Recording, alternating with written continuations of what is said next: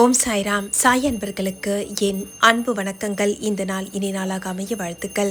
பாபாவினுடைய அருள் ஆசீர்வாதத்தோடு பாபாவினுடைய அபிஷேக திருக்காட்சியை தான் நீங்கள் இப்போ பார்த்துட்ருக்குறீங்க. பாபாவினுடைய நாமத்தை நாம் தினந்தோறும் மனசார குருவேன்னு சொல்லி நம்பி அவருடைய நாமத்தை சொல்லி வழிபடக்கூடிய பக்தர்களோட அவருடைய அருள் எப்போதும் உடன் இருந்து காக்கும்.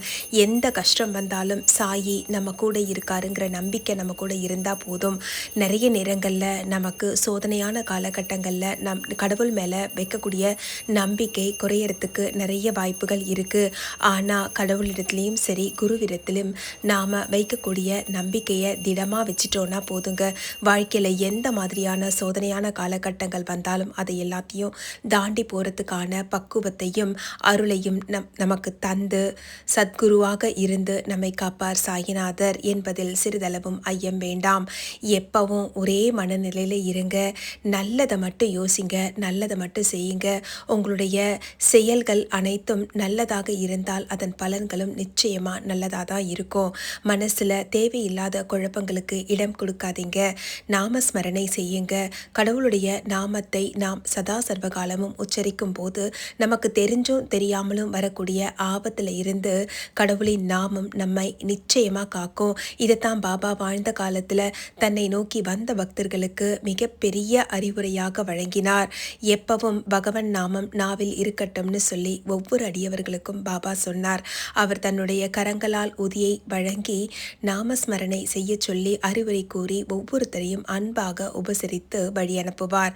இன்னைக்கும் சாயி சச்சரிதத்தில் நடந்த மாதிரி தான் ஷிரடிக்கு நாம் போனால் பாபாவினுடைய அவருடைய அந்த உணர்வை நம்மளால் நிச்சயமாக உணர முடியும். எல்லா இடங்கள்லையும் பாபா நீக்கமர நிறைந்திருந்தாலும் ஷிரடிங்கிற புனித பூமியில் பாபா அவருடைய பராக்கிரம சக்தியை வெளிப்படுத்தி இருக்கிறார். அந்த மண்ணை ஒரு முறை மிதிச்சா போதுங்க, நம்ம கஷ்டம் எல்லாம் போயிடும்னு சொல்ல முடியாதுங்க.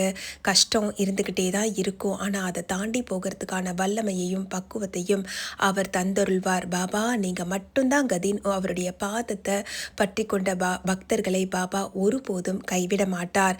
என்றைக்குமே ஒன்று மட்டும் நீங்கள் மனசில் வச்சுக்கோங்க. யார் அவரை நம்பி வழிபாடு செய்கிறாங்களோ அவங்கள நிச்சயமாக அவர் கைவிட மாட்டார். அவருடைய பாதார விந்தங்களை நாம் பற்றிக்கொள்ள வேண்டும். வாழ்க்கையில் நிறைய கஷ்டங்கள் வந்துக்கிட்டே தாங்க இருக்கும். யாருக்கு இல்லை கஷ்டம் சொல்லுங்கள்.